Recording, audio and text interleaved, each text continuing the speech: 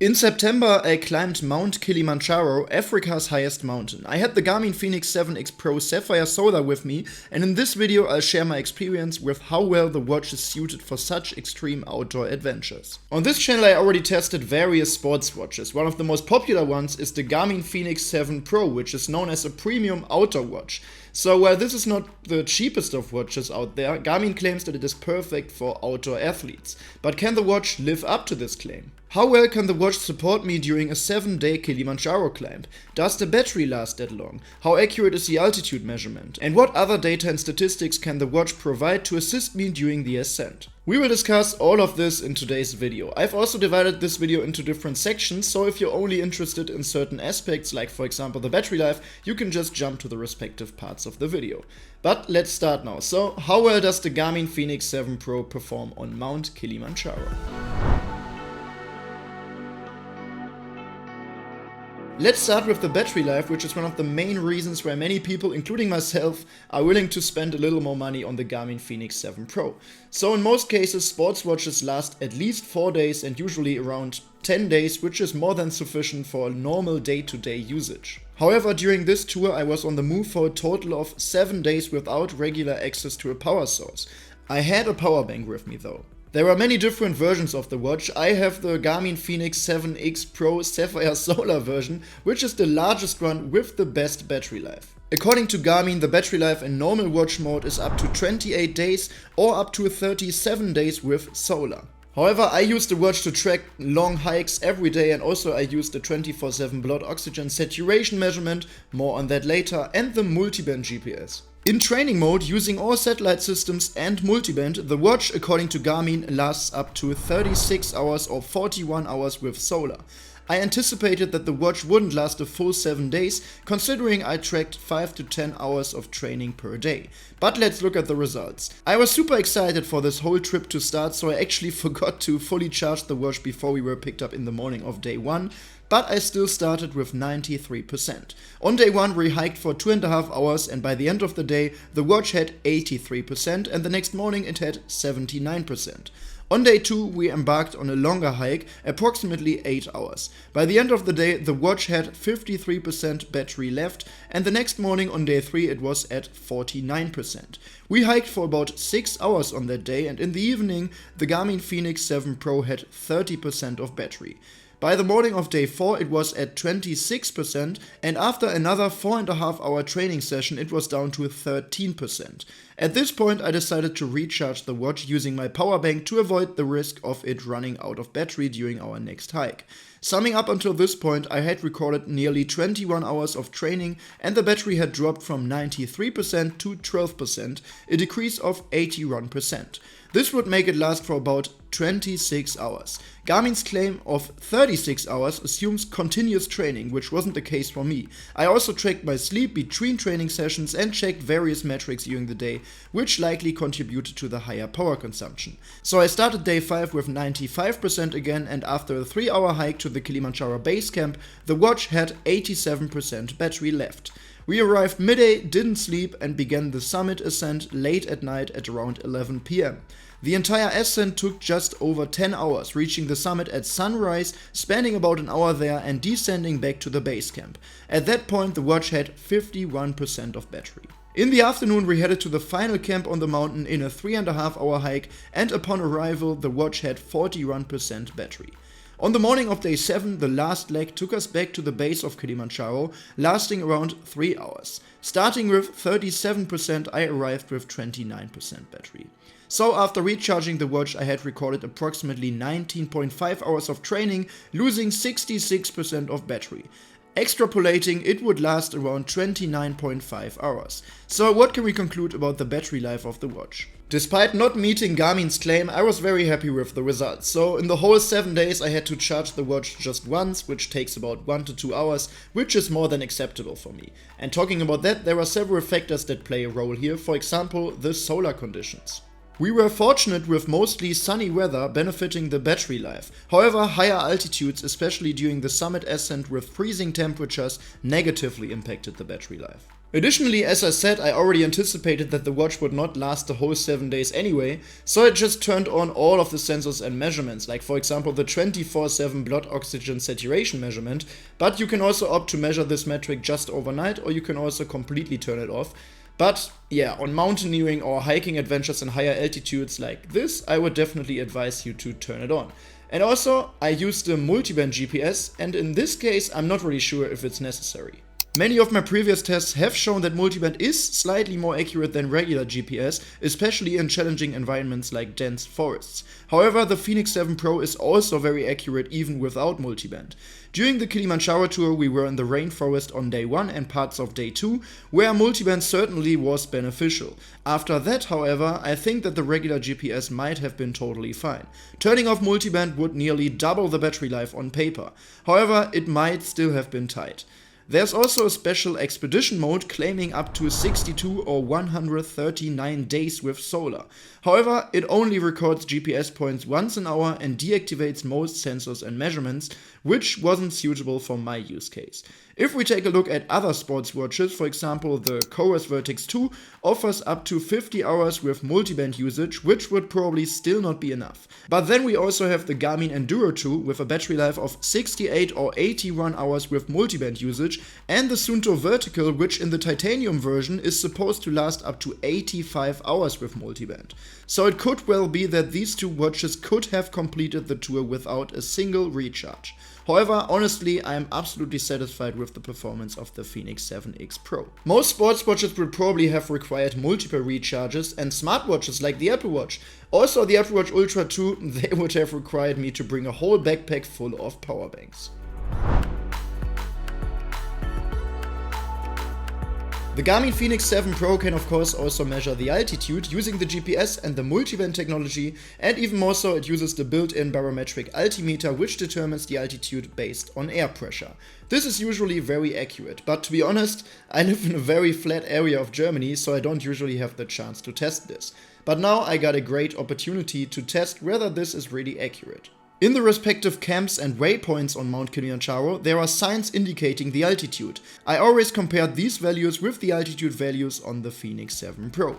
On day 1 I was somewhat disappointed, or at least surprised, because according to the sign we were at an altitude of 2650 meters, but according to the watch it was 2850 meters. But our guides who have climbed the mountain countless times have told me that the signs are actually inaccurate and not reliable, and that my watch hits the correct altitude way better. And according to various sources, the big tree camp we were in here is 2850 meters high, which is precisely what the watch indicated. In the following days, the watch sometimes matched the signs more and sometimes less, but noticeably both values converged more and more. On day 2 at Shira 2 camp it was 3850 meters according to the sign and 3900 meters according to the watch. On day 3, 3900 meters according to the sign and 3973 meters according to the watch. In the base camp it was 4673 meters according to the sign and 4681 meters according to the Fenix 7 Pro. And especially on the summit of Mount Kilimanjaro it was spot on. The sign says 5895 meters, which is also the officially known altitude of the Kilimanjaro, and according to the watch it was 5896 meters. Since I wear the watch on my wrist, which is about 1 meter above the ground, the measurement at the summit is definitely perfect. So after all that our guides told us in these 7 days, I actually think that the signs on the way to the top are inaccurate and not reliable. But of course the sign on the summit itself is spot on, it is very precise, and here's where the watch matches its altitude value perfectly. Additionally, there was another person in my group which had a Garmin Instinct watch, and it pretty much agreed almost always with my watch. So I think the altitude measurement is very accurate indeed.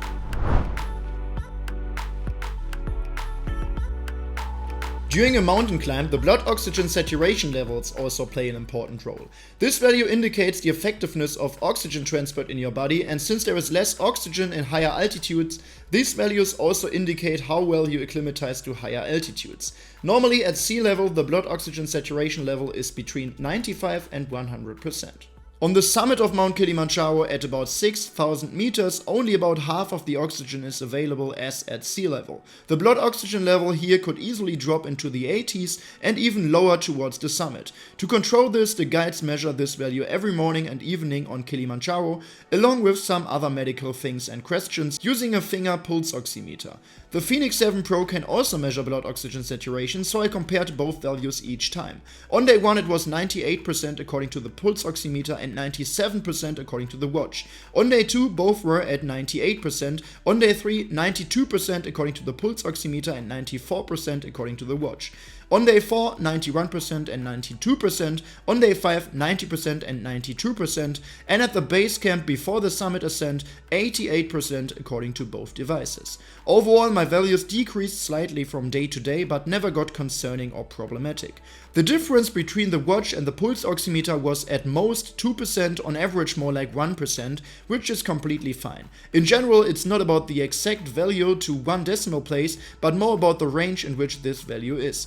If blood oxygen saturation is over 90%, it's very good on Kilimanjaro. Values in the 80s are entirely normal, and below that one should perhaps take a closer look for symptoms of altitude sickness or other health factors. Here the watch, like the finger pulse oximeter, always reflected well how I felt, which was luckily very good. But some of the people in our group actually felt very bad, especially during the summit night, and it was exactly these people that had the lowest blood oxygen saturation levels. So it's definitely useful to take a look at this value, and here's where the Garmin Fenix 7 Pro can help you.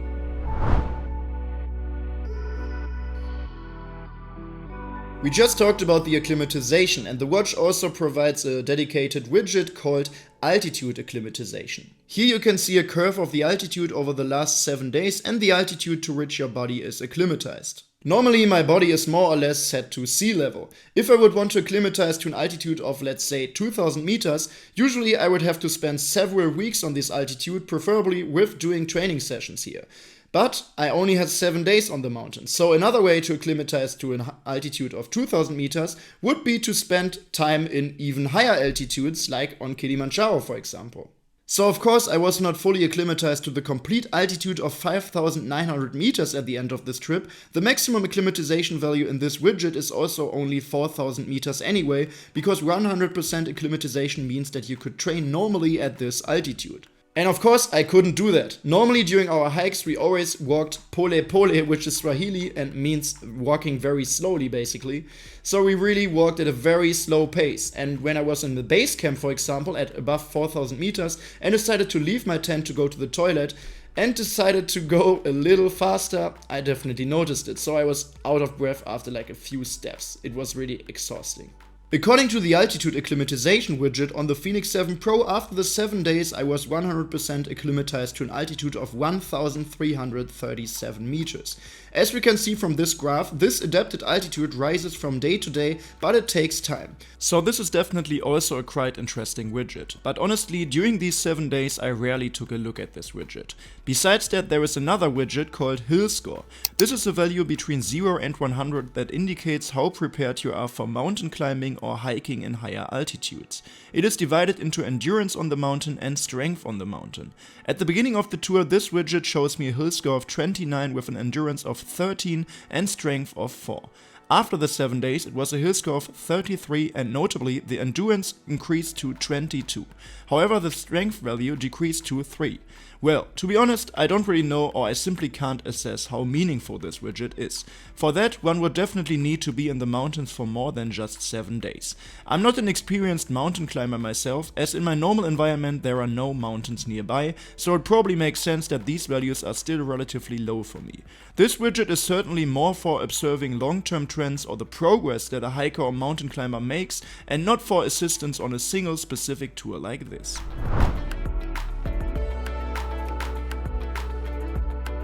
The body battery is a feature that we know from many Garmin watches. It basically shows you your remaining body energy reserves. You also see which factors influence this value, such as how much you recharged your body battery through sleep or how much you discharged it through training sessions or stress. But how well did this value reflect my physical state on Kilimanjaro? Now you can't really measure this precisely or verify it, but I can say that the watch's readings matched my personal feelings very well. On day 3, for example, I had a very good and relaxing sleep. Correspondingly, I also had one of the highest sleep scores in these 7 days on that night. And the watch recognized the time I fell asleep and woke up very well. Also, the body battery recharged very well, especially on these days where we only hiked in the morning and then rested in the afternoon. On day 4, for example, we arrived at the camp by noon and could rest from then on. Consequently, I felt very well recovered the next morning and my body battery was at 100%. Another example would be day 3. As I said, I slept very well here, but day 2 was a very long day where we covered almost 17 kilometers and 1,300 meters of altitude in 8 hours. That was definitely very exhausting and my body battery was therefore not at 100% the next morning on day 3, but only at 77%. On this day I actually felt a bit exhausted and I really felt the altitude for the first time. The extreme example was the night from day 5 to day 6, the summit night. We arrived at the base camp around noon and the ascent to the summit started around 11 PM. In between we had time to sleep, but unfortunately I couldn't sleep for a single second. In general, lying in the tent was more of a stress for me, which the watch also recognized. During the summit ascent itself, I actually felt very good, but that was probably due to the feelings of excitement and adrenaline. Physically, I was of course tired after not sleeping the whole night. As I said, this didn't really show, but according to the watch, my body battery was at 5%. When we reached the summit and achieved our big goal, I was extremely happy, but when it went down again and there was no real goal in sight, I suddenly noticed how tired and exhausted I really was. By 10 AM we were back at the base camp where we could rest briefly, then it went downhill to the last camp. Arriving there, I was as tired and exhausted as rarely before in my life. Still, the body battery was at 5% and that reflects my condition here pretty well. But then I could finally sleep again and for a long time. And also now we were back at lower altitudes of 3000 meters, which definitely made a difference. Everyone in our group said that this was one of the best nights of the last 7 days, an incredibly restful night. The sleep analysis of the Fenix 7 Pro says 9.5 hours and I had the highest sleep score of the 7 days. I absolutely agree with that. So yes, the sleep analysis and the body battery is somewhat difficult to verify, but the watch's readings matched very well with my personal feelings.